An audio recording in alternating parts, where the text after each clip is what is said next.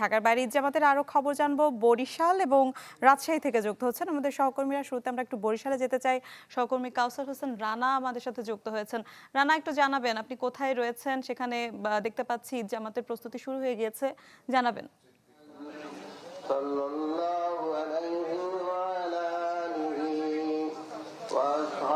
আমি এই মুহূর্তে রয়েছি বরিশালের কেন্দ্রীয় হেমায়েতুদ্দিন ঈদগাহ মাঠে। আজ সকাল 8টায় এখানে ঈদের প্রধান জামাত অনুষ্ঠিত হবে এবং এই মুহূর্তে এখানে মুসল্লিরা আসতে শুরু করেছেন। তবে একটি বিষয়, যে বৈরী আবহাওয়ার কারণে কিন্তু মুসল্লি যারা রয়েছেন তাদের আসতে কিছুটা বিঘ্ন হচ্ছে।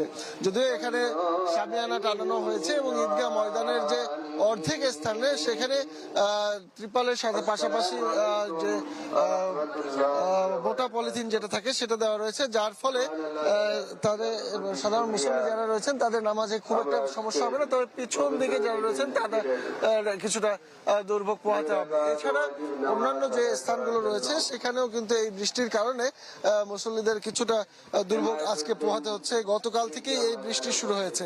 আপনাকে একটু তথ্য দিয়ে রাখি যে বরিশালে আরো যেসব স্থানে ঈদের জামাত অনুষ্ঠিত হচ্ছে তার মধ্যে উল্লেখযোগ্য রয়েছে বরিশালের পুলিশ লাইন্স মসজিদে, সেখানে সকাল 8টায় অনুষ্ঠিত হবে। নগরের প্রধান প্রধান যে মসজিদগুলো রয়েছে, জামে কসাই মসজিদে সকাল 8:30টায় ও 10টায়, বাইতুল মোকাররম মসজিদে সকাল 8:30টায় ও 9:30টায়, জামে ইবাদুল্লাহ মসজিদে সকাল 8টায় ও সকাল 9টায়, মুসলিম গোরস্তান জামে মসজিদে সকাল 8:30টায় জামাত অনুষ্ঠিত হবে।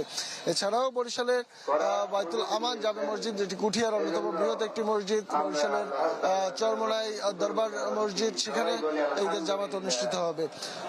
এই জামাত অনুষ্ঠানের জন্য সিটি কর্পোরেশনের পক্ষ থেকে কেন্দ্রীয় হেমায়েতুদ্দিন ঈদগাহ ময়দানে জামাত অনুষ্ঠানের জন্য সব ধরনের প্রস্তুতি নেওয়া হয়েছে। এখানে বরিশাল সিটি কর্পোরেশনের মেয়র বিলকিস আক্তার জাহান শিরিন, জেলা প্রশাসক খায়রুল আলম সুমন, বিভাগীয় কমিশনার মাহফুজুর রহমান সহ বিভিন্ন রাজনৈতিক নেতৃবৃন্দ, সরকারি ঊর্ধ্বতন কর্মকর্তা বৃন্দ সহ বিভিন্ন শ্রেণী পেশার মানুষ কিন্তু উপস্থিত হয় প্রতি বছর এবং এবছরও অনুষ্ঠিত হবে, এই জামাতে অংশগ্রহণ করবেন।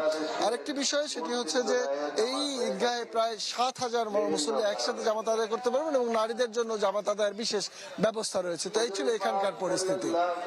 রানা, ধন্যবাদ আপনাকে। আমরা একটু রাজশাহীতে যেতে চাই। আবরার শাহির আমাদের সাথে যুক্ত হয়েছেন। আবরার, ঈদ জামাতের খবর জানতে চাই, সেই সাথে জানতে চাই আমাদের সহকর্মীরা জানাচ্ছিলেন বিভিন্ন স্থানে বৃষ্টি শুরু হয়েছে।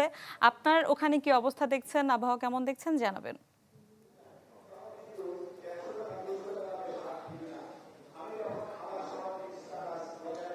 এখন পর্যন্ত এই সবচেয়ে বড় যে ধর্মীয় উৎসব সেটি উদযাপনের জন্য সকল ধরনের প্রস্তুতি ছিল, কিন্তু গত রাত থেকে আসলে বৈরী আবহাওয়ার কারণে অনেকটাই শিডিউল ওলটপালট হয়ে গেছে। রাজশাহীর সবচেয়ে বড় যে ঈদ জামাত সেটি ঈদগাহ ময়দান, সেখানে সকাল 8টায় আসলে অনুষ্ঠিত হবার কথা ছিল, তবে সকালেও এই ঝিরিঝিরি বৃষ্টি থাকবার ফলে এখন যে দরগা মসজিদ সেখানে কিন্তু ঈদের জামাতটি অনুষ্ঠিত হবে সকাল 8টায় এবং ঠিক 9:45টায়। ফলে দুটি জামাত এই জায়গাটিতে অনুষ্ঠিত হবে। এখানে নগরবাসী সহ বিশিষ্টজন যারা রয়েছেন তারা এখানে যোগ দেবেন। আমরা জানতে পেরেছি এখানে ভূমি মন্ত্রী মিজানুর রহমান মিনু, বিভাগীয় কমিশনার, জেলা প্রশাসনের কর্তা ব্যক্তিরা, এছাড়া জেলা পরিষদের যারা রয়েছেন প্রশাসক এবং সিটি কর্পোরেশনের প্রশাসক, তারা এখানে যোগ দেবার কথা রয়েছে। যদিও জায়গাটা খুবই ছোট হয়ে গেছে এবং তারপরেও দুটি জামাত এখানে অনুষ্ঠিত হবে পরপর। এর বাইরে রাজশাহী বিশ্ববিদ্যালয়ে সকাল 8টায়, রাজশাহী প্রকৌশল বিশ্ববিদ্যালয়ে সকাল 7:30টায়, এছাড়া অস্থায়ী যে জামাতগুলো হয় সড়কে, সেই জামাতগুলো কিন্তু এবছর আর হচ্ছে না, কারণ রাস্তাঘাট সবই কিন্তু ভেজা। ফলে কিছুটা বিড়ম্বনায় রয়েছে মুসল্লি যারা রয়েছেন, অনেক আগে থেকে যারা প্ল্যান করেছিলেন যে নামাজে যাবেন তাদের জন্য। তবে আমরা দেখেছি যে পাড়া মহল্লার যে মসজিদগুলো রয়েছে ঈদগাহ ছাড়াও, সেগুলো কিন্তু প্রস্তুত রাখা হয়েছে। পাশাপাশি সব জামাতই কিন্তু ইসলামী ফাউন্ডেশনের তথ্য মতে রাজশাহীতে সকাল 8টা থেকে 9টার মধ্যে অনুষ্ঠিত হবার কথা রয়েছে। এদিকে এই জামাতে রাজশাহী যে প্রধান জামাত যেটি এখন আপনারা দেখতে পাচ্ছেন, সেখানে ইমামতি করবেন হযরত শাহ মখদুম দরগা মসজিদের পেশ ইমাম মুফতি মুস্তাফিজুর রহমান এবং তাকে সহযোগিতা করবেন মুফতি মুহিবুল্লাহ। আর আবহাওয়া যেহেতু খারাপ সেহেতু বাইরে যখন নামাজ হচ্ছে না, ফলে নিরাপত্তার যে বেষ্টনী ছিল সেটি আসলে মসজিদগুলোতে স্থানান্তর করা হয়েছে। আমরা দেখেছি বাইরের নিরাপত্তার জন্য পুলিশ থেকে শুরু করে আইন শৃঙ্খলা রক্ষাকারী বাহিনী তারা কিন্তু সকলেই অবস্থান নিয়েছে এই জায়গাটিতে। এর বাইরে এখন পর্যন্ত কোনো ধরনের অপ্রীতিকর ঘটনা নেই, তবে যেভাবে আসলে উৎসব আয়োজনের জন্য প্রস্তুত করা হয়েছিল সব জায়গা, এই বৈরী আবহাওয়ার ফলে কিছুটা ছেদ পড়ছে সেখানটাতে। বেশ কিছু জায়গাতে যেখানে একটা জামাত হবার কথা সেখানে হয়তো 3টি করে 4টি করে জামাত অনুষ্ঠিত হচ্ছে, এবং বেশ কয়েক জায়গাতে আমরা শুনেছি যে ভারী বৃষ্টির কারণে আসলে মাঠে পানি জমে গেছে। ফলে মসজিদে ছাড়া নামাজ এই মুহূর্তে অনুষ্ঠিত হচ্ছে না রাজশাহীর কোথাও।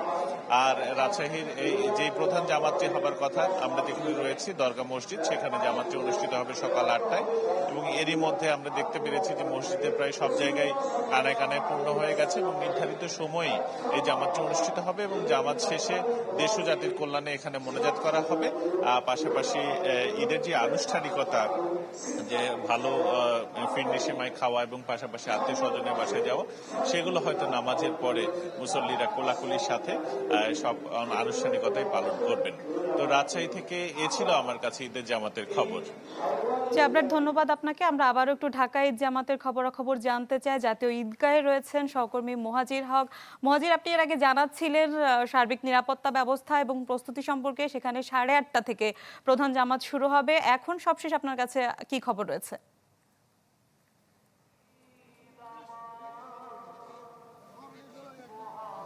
মিলা, জাতীয় ঈদগাহে এখন ইসলামী সঙ্গীত চলছে। কিছুক্ষণ আগে কোরআন তেলাওয়াতের মাধ্যমে মূলত ঈদগাহের যে আনুষ্ঠানিকতা বলা যায় সেটি শুরু হয়ে গেছে, এবং আপনারা এখন দেখতে পাচ্ছেন যে এখানে ব্যাপক উপস্থিতি এবং দীর্ঘ লাইন, এবং সেই দীর্ঘ লাইনটা বেশ অনেকক্ষণ যাবত, অনেকক্ষণ ধরে তাদেরকে লাইনে দাঁড়িয়ে তারপর ঈদগাহে প্রবেশ করতে হচ্ছে। এটা নিয়ে এটার অনেকক্ষণ ধরে অপেক্ষা করবার জন্য কেউ কেউ কিছুটা বিরক্ত হলেও এটা পুরোটাই নিরাপত্তার স্বার্থে, এই জাতীয় ঈদগাহের যে নিরাপত্তা রয়েছে সেই নিরাপত্তা ব্যবস্থার জন্যই বেশ সবাইকেই প্রায় প্রত্যেককেই প্রায় বললে ভুল হবে, সবাইকেই এখানে যথাযথভাবে চেক করে তারপর তারা ঈদগাহে প্রবেশ করছেন। আমরা এমনটাই দেখতে পাচ্ছি। এখান থেকে আমরা জাতীয় ঈদগাহে প্রবেশের যে গেটটি রয়েছে সেখানে আমরা এমন চিত্রই দেখতে পাচ্ছি। তবে আমরা এখানে যারা আসছেন তাদের সবাই কিন্তু বলছেন যে এবারের উপস্থিতি হবে ব্যাপক, এবং আমরা যেমনটা বলছিলাম যে প্রায় 40,000-এর আয়োজন করা হয়েছে, এবং বাহির এবং ভেতর এই সব মিলিয়ে লাখখানেকের মতো মানুষ এই ঈদগাহে সামিল হন। জাতীয় ঈদগাহে তারা ঈদের নামাজ আদায় করে থাকেন, এবং আপনারা জানেন যে এবারের ঈদের জামাত, এই নামাজের পরিচালনা করবে জাতীয় মসজিদ বাইতুল মোকাররমের খতিব মুফতি আব্দুল মালেক, এবং তিনি গেল বছরেও এই নামাজ পরিচালনা করেছিলেন, এবং এর পরপর আমরা তার খুতবা হবে, এবং সেই খুতবাতে তিনি দেশ এবং মুসলিম উম্মার শান্তি সম্প্রীতি কামনায় তিনি মূলত খুতবা দিবেন। এবং আমরা জানি যে এই জাতীয় মসজিদ বাইতুল মোকাররমের যিনি খতিব, তিনি এমনিতেও বেশ আলোচনায় থাকেন সব সময়। তার কথায় তিনি এর আগেও বেগম জিয়ার জানাজার নামাজের সময়ও তিনি নামাজ পড়িয়েছিলেন। সেই জায়গা থেকে তার প্রতি অনেকের শ্রদ্ধা ভালোবাসা রয়েছে, এবং আমরা দেখতে পাচ্ছি যে এখানকার যে উপস্থিতি, সেই দীর্ঘ লাইনটা আপনারা দেখতে পাচ্ছেন এখানে কতটা। সেই জায়গা থেকে জাতীয় মসজিদ বাইতুল মোকাররমের এরই মধ্যে অনেক জামাত হয়ে গেছে, আরও জামাত চলবে, কিন্তু এখানে কিন্তু একটাই জাতীয় ঈদগাহে 8:30টাতেই শুরু হবে, এবং তার জন্য অপেক্ষা আর কিছুক্ষণ। আমরা তবে সকাল থেকেই দেখতে পাচ্ছি যে ভোরের আলো ফোটার পরপরই এইখানে এই জাতীয় ঈদগাহে সবাই সামিল হচ্ছেন, সবাই আসছেন, সবাই এসে কথা বলছেন। আমরা অনেকেই দেখতে পাচ্ছি তারা এসেছেন ঈদগাহে। আমরা একটু চেষ্টা করব, অনেক ছোটরাও এসেছেন তাদের বাবার হাত ধরে, বাবারাও তাদেরকে নিয়ে এসেছেন ঈদগাহে নামাজ পড়তে একসাথে। এই এক অসাধারণ স্মৃতি, জায়নামাজ জড়িয়ে এক একজন তারা চলে এসেছেন। মূলত ঈদগাহের যে প্রস্তুতিগুলো ছিল সেই ঈদগাহের সেই চিরচেনা চিত্র কিন্তু আমরা দেখেছি। সেই চিত্রের জায়গা থেকেই তারা মূলত ঈদগাহে আসেন এবং ঈদের আগের যে আমেজটা, ঈদের নামাজের আগে আসলে ঈদের নামাজটা একটা অন্যতম উপলক্ষ ঈদ উদযাপনের। আমরা জানি যে ঈদের সেই নামাজকে কেন্দ্র করেই সবার মাঝে যে আবারও একসাথে হওয়া, আবারও দেখা হওয়া এবং খুতবার পর যে একটা সবাই কোলাকুলি করে থাকেন, সেখানেও কিন্তু সব ভেদাভেদ ভুলে সবাই একসাথে কোলাকুলি করেন, সবাই একটা ভালোবাসার চাদরে সবাইকে মুড়িয়ে নেন এবং সেই প্রত্যাশাটা করতে চান যে আগামীর বাংলাদেশেও এই নতুন যে বাংলাদেশের স্বপ্ন সবাই দেখে থাকেন, সেখানেও এই ভালোবাসা, এই সম্প্রীতি, এই ঐক্যবদ্ধ বা একতাবদ্ধ থাকার যে প্রয়াস সেটা থাকবে।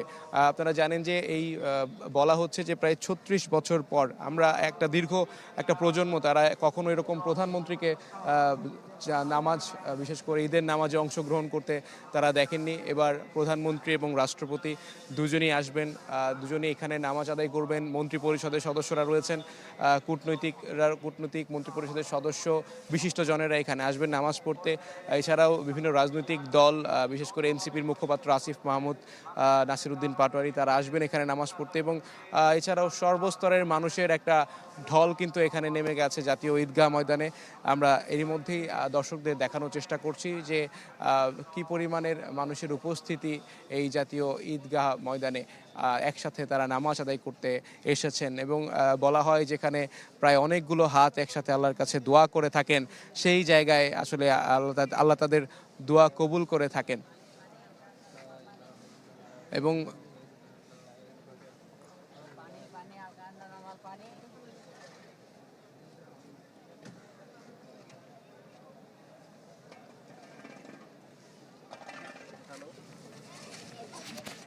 পেরেছি, ধন্যবাদ আপনাকে। আমরা একটু সিলেটে যেতে চাই। সহকর্মী আজহারউদ্দিন শিমুল আমাদের সাথে যুক্ত হয়েছেন। শিমুল, শুনতে পাচ্ছেন নিশ্চয়ই আমাকে? দেখতে পাচ্ছি বিপুল সংখ্যক মুসল্লিদের সমাগম হয়েছে এই মুহূর্তে। জানাবেন আসলে সার্বিক প্রস্তুতি কেমন দেখছেন, ঈদের জামাত শুরু হয়েছে কিনা?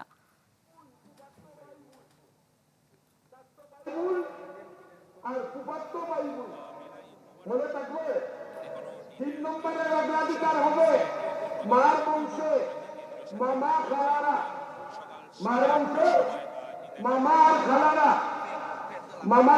ঈদের জামাতে প্রবাসী কল্যাণ মন্ত্রী আরিফুল হক চৌধুরী এবং বাণিজ্য মন্ত্রী খন্দকার আব্দুল মুক্তাদির অংশ নেওয়ার কথা রয়েছে। আমরা দেখেছি যে সকাল থেকেই যারা মুসল্লিরা রয়েছেন এখানে নামাজে অংশগ্রহণ করার জন্য আসছেন, তারা সিলেটের বিভিন্ন প্রান্ত থেকে এখানে জড়ো হয়েছেন।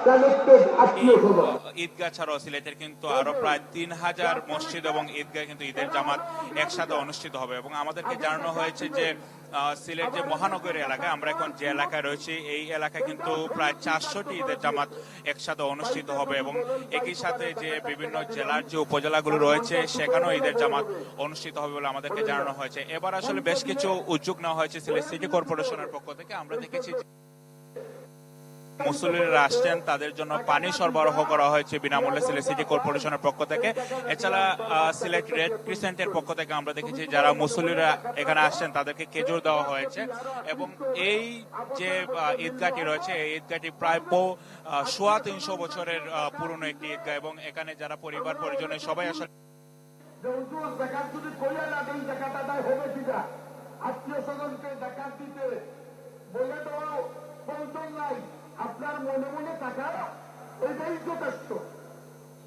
5 জন বললাম, বাবার বংশের বাবা, চাচা এবং ফুফুরা, মারণ 2 নম্বরে, চাস্ত ভাই চাস্ত বোন, ফুফাত্ত ভাই ফুফাত্ত বোন 3 নম্বরে, মামা এবং খালারা 4 নম্বরে, মামাত্ম ভাই মামাত্ম বোন 5 নম্বরে আপনার নিকট আত্মীয়, ব্লাড কানেক্টেড আত্মীয়রা।